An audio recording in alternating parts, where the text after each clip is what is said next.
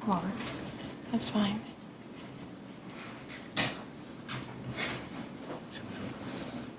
you're okay.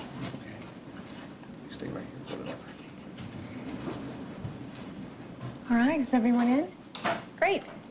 Good afternoon. I'm Tina Nome. I'm the acting United States Attorney for the Northern District of Indiana. Welcome to Hammond.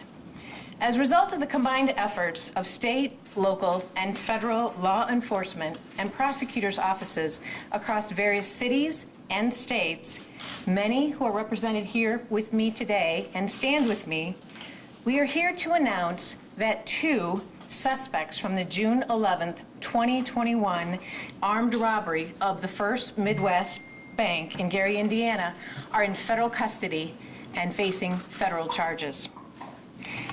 James Anthony King Jr., 24, of Miami, Florida, has been charged federally by way of an indictment. He's been charged with armed bank robbery, using, carrying, brandishing, and discharging a firearm during the course of that robbery, causing the death of the security officer, Richard Castellana. Yesterday, an order was issued detaining Mr. King, and he will remain pending during trial. Or he will remain detained pending trial, excuse me. Today, a second suspect was charged by way of a criminal complaint. It was filed here in the Hammond Division, and it charges the second suspect in this armed robbery of the First Midwest Bank in Gary, that being Haley Gist Holden. He's 26, and he's from Gary, Indiana. He's also been charged with the same charges that Mr. King was charged with, that is armed bank robbery, using, carrying, brandishing, and discharging a firearm during the course of the robbery, causing the death of the security officer, that being Richard Castellano. Mr. Gist Holden was arrested in Georgia last week, and he will be brought to the Northern District of Indiana, where he will face federal charges. Federal prosecutors assigned to this case will be seeking an indictment against Mr. Gist Holden in the near future. The case at this time has been assigned to 3 AUSAs in my office. They are Caitlin Padula, to my right, Kevin Wolf, to the end, and Dave Nozick. Now, based on the charges in this matter, the death penalty is a possible penalty should the defendants be convicted. However, the ultimate and final decision as to whether we seek or we don't seek the death penalty in this case is made by the Attorney General. And that decision is made following a very detailed process. There's levels of approval, and it all takes place within the Department of Justice. So since this case is death penalty eligible, that process will in fact be followed by my office. At this time, no decision has been made as to the application of the death penalty, and that decision may take some time. I want to thank our state, local, and federal partners who worked together to investigate and apprehend these individuals so they could be charged here federally in the Hammond Division. Copies of a press release are available to all of you so that you have a chance to see the agencies and the offices that were involved in this case, as well as a complaint I believe you'll be receiving a copy of that sets out the details of the charges against Mr. Gist Holden. And before I turn the mic over to the FBI, I'd like to say that we in federal law enforcement echo the statements of Lake County Sheriff Oscar Martinez Jr., Sheriff, when he said, and I quote, "Our thoughts and prayers are with the family and loved ones of the security officer who was killed, as well as the bank employees and others who witnessed these horrific crimes." Well said, Sheriff. Thank you. At this time, I'd like to introduce Assistant Special Agent in charge of the Indianapolis Field Office of the FBI, Mr. Danny Umara. Agent? Thank you, ma'am. Good afternoon, everybody. My name is Danny Umara, and I'm the Assistant Special Agent of the FBI here in the Indianapolis Division. First, I'd like to offer our deepest condolences to Rick's family, friends, and colleagues. Even though we've indicted individuals responsible for such a horrific crime, it won't bring Rick back, nor take away the pain the family's feeling. But please know that the entire law enforcement community in the state of Indiana and throughout the country mourn with you, and that our hearts and our thoughts are with you each and every day. In regards to this investigation, there's a prime example of how local, state, and federal law enforcement agencies have come together as a unified front in identifying locating and arresting individuals responsible for this crime. I want to start off by thanking the Lake County Sheriff's Office, Indiana State Police, Gary PD, Atlanta PD, the Georgia State Police, the Loudoun County Sheriff's Office, FBI Atlanta, FBI Chicago, FBI Miami, ATF, and of course, our own elite unit known as GRIT, the Gang Response Investigative Team. GRIT is a task force comprised of FBI agents and various local police departments and sheriffs from Lake and Porter County. And on behalf of the FBI, I sincerely appreciate these departments' resources and manpower and energy to enhance GRIT's capabilities to ensure the safety and the stability of where GRIT works and lives every single day. GRIT inherited this investigation only knowing the atrocities that took place at the bank, but through communication and collaboration with the various departments I've mentioned up, we were able to identify, locate, and arrest Mr. King several hours after the crime took place. Subsequently, through communication and intel sharing, we were able to identify and locate and arrest Mr. Gis Holden. I would like to also give an opportunity for everyone to realize that, let this be a warning. If you commit these despicable and violent crimes in our communities, there's no rock they could hide under, and there's no cave that'll give you shelter. We will find you, and we will arrest you, and we will bring you to justice. Thank you.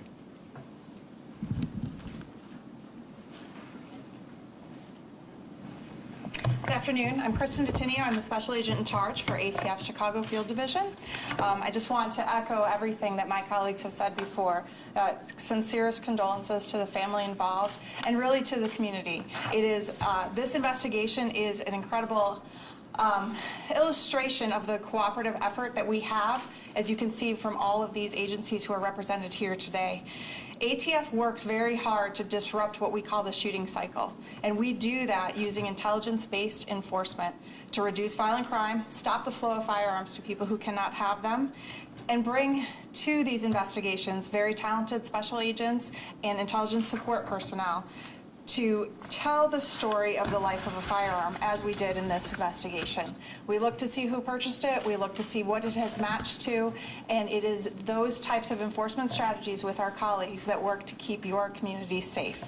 We are uniquely equipped with these investigative tools, and we pledge the full support of ATF special agents, our crime gun intelligence, and our partnership to our colleagues, not only in law enforcement, but also in this community. We work to make these streets safer for everyone. So thank you. At this time, I'd like to introduce my colleague, Lake County Prosecuting Attorney Bernie Carter.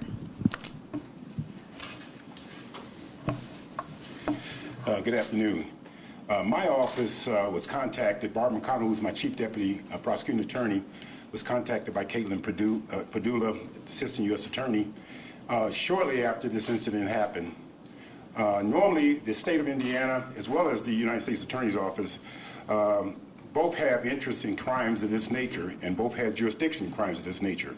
In light of the fact that it's a bank robbery, in light of the fact that it was a death, in light of the fact that the FBI and federal authorities, along with the Gary Police Department, as well as the Sheriff's Department, investigated this matter, Caitlin made it very direct to us that they were interested in the case, and Bart McConnell assured her that we would do everything we could to do what the U.S. Attorney's Office wanted us to do in that regards. And that regards was that if we reviewed the case and found probable cause, that we would detain those individuals, which we did. So I know for a fact, I know Caitlin, I know Norsik, and I don't know the third U.S. Attorney, Assistant U.S. Attorney, but we're in good hands with the prosecution team on the federal level, and the state of Indiana feels very comfortable in deferring to the U.S. attorneys for this investigation, as well as the prosecution of this case. Thank you.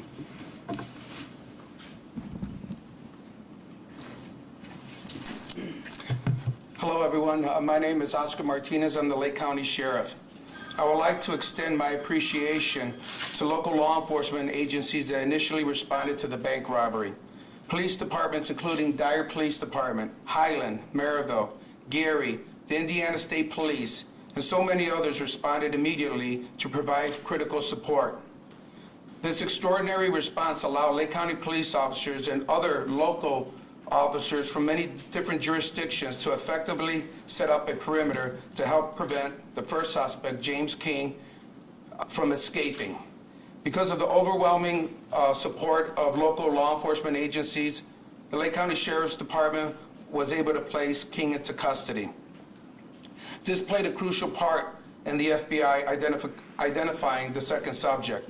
I would like to thank the FBI and our other local law enforcement and federal partners for an outstanding job they did using law enforcement techniques, cutting-edge technology to track the second subject. I feel confident based on the evidence that was collected at the scene by local law enforcement and evidence that was collected by Federal Bureau of Investigation and other federal partners that the U.S. Attorney's Office has a strong case and will be able to bring these suspects in this case to justice. Again, my heart and prayers go out to the family and also to the employees of First Midwest Bank that had to witness this horrific crime. I'll go ahead and turn it over back to the U.S. Attorney.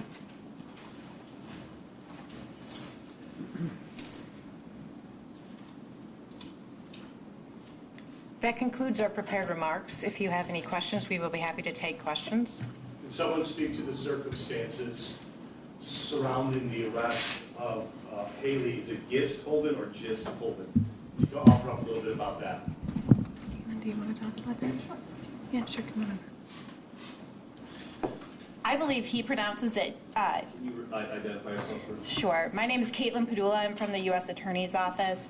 I'm an assistant United States attorney. Can you spell that, Caitlin, please? Sure. Caitlin Padula. Mr. Gist Holden was detained in the state of Georgia. Arrest warrants had been issued for him. The Atlanta police saw him at one point and pursued him, and he was eventually stopped by the Georgia Highway Patrol. Did the ATF representative, you talked about the life cycle of the gun, and did anything from the gun that might have been found in the actual crime lead to the arrest of the second suspect?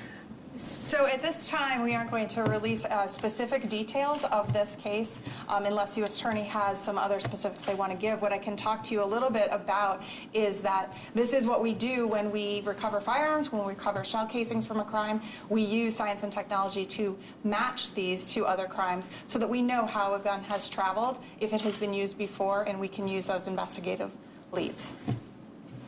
But you're not making a direct link between what you might have found there and the arrest of the... So at this time, ATF is not prepared to comment on the ballistics in this specific case.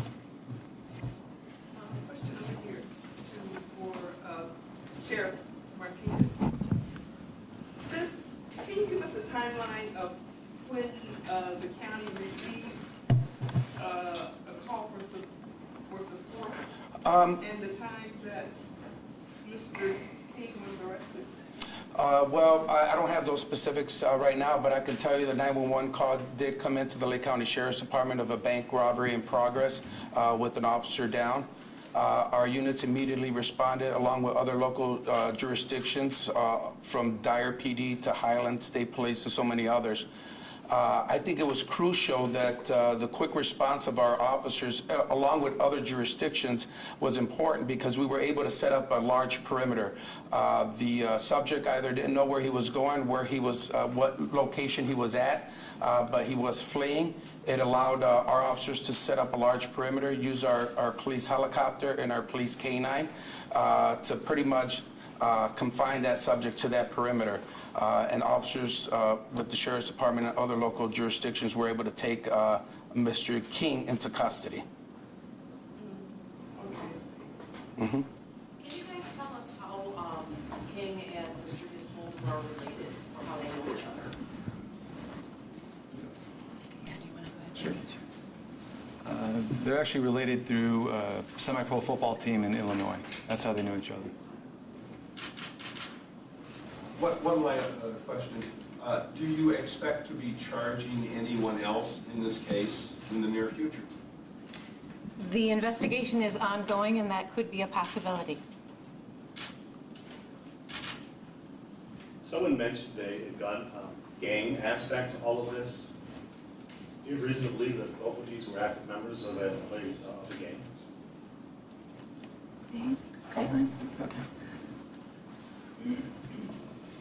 We do not at this point. As has been mentioned, the semi-pro football team appears to be the link. At this point, we are not charging this or prosecuting this as a gang case. Gary, Yes. how soon were you involved? Were you immediately, you go on the scene, or were you part of the perpetrator? We immediately responded to the call. Lake County departments are all connected through a Lake County shared dispatch. So when something like this happens, the collaborative effort happens between everyone. This bank is right in Gary in the unincorporated area, so it's patrolled by both Lake County as well as Gary PD. Our officers immediately responded as well as county. When I arrived at the scene, there were several jurisdictions there, and I actually met the sheriff and his chief on scene. Will the death penalty be sought by your office against both defendants or just one? At this time, it's too early to tell. We're gathering up our information, and we'll be putting our process together. There's a lot of input that goes into our decision on whether or not we seek, but ultimately, as I indicated earlier, regardless of what our position is, it will be the Attorney General's decision and the Department of Justice's levels of authority who will decide if it's appropriate to seek the death penalty against one and or both subjects. So how did the dogs track a scent? Was it because of the money? Because of the bag, the container that the robbers grabbed? Sure.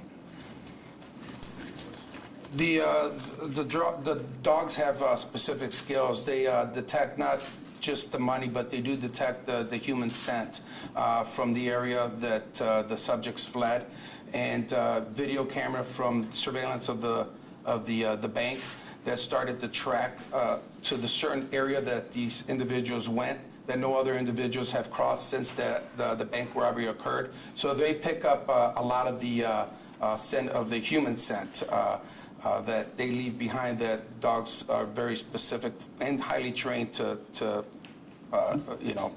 pursue.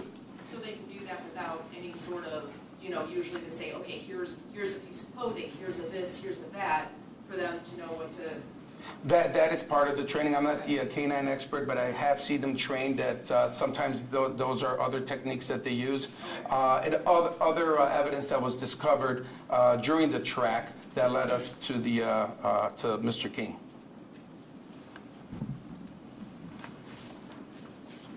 Yeah, I was just trying to understand. You said they were linked through like a semi-pro football team. Is there any indication as to why or what they were doing up here, or how they ended up here, where they were able to commit this crime here?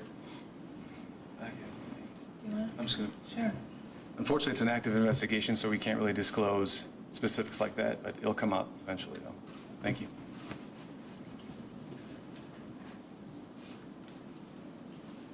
All right, I want to thank you all for your time. Just ask, how long is this process with the Attorney General going to take? I don't know.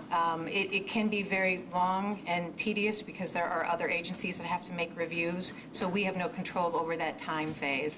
But we will move as quickly as we can to get our part done so that we can get the decision to the Department of Justice for them to make their decision. Have you ever prosecuted the death penalty case? I have not, but Mr. Nozick has. When was the last time we had a death penalty case in the North District?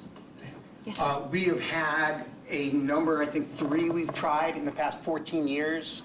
The Pines Bank robbery, there was a gun store robbery homicide, Stiles Taylor and Keon Thomas, that Mr. Benson and I tried, and there was the case of the Imperial Gangsters and Juan Briseño. So this office has tried 3 in the past 14, 15, or 17 years, I guess. You know what the outcomes of those were? I do. Corley on the Pines Bank robbery received the death sentence. He has not yet been executed. He's on death row. Juan Briseño received 6 consecutive life sentences, did not receive death. And Stiles Taylor and Keon Thomas also received life sentences and did not receive death. Thank you. And in addition to that, countless other cases have gone through the process and been reviewed for death penalty. Murders charged by this office. How long did the process take in those situations on average? It is a 3-step process. It goes to what's called the Capital Case Review Committee in Washington, and then it goes to the Deputy Attorney General, and then the Attorney General himself or herself. It takes a period of months. There's no set time. On average, I'd say 3 to 6 months has been this office's experience, but that's just a sort of a rough guess. Thank you. Well, All right. This concludes this portion of the press conference. Thank you all for your attendance.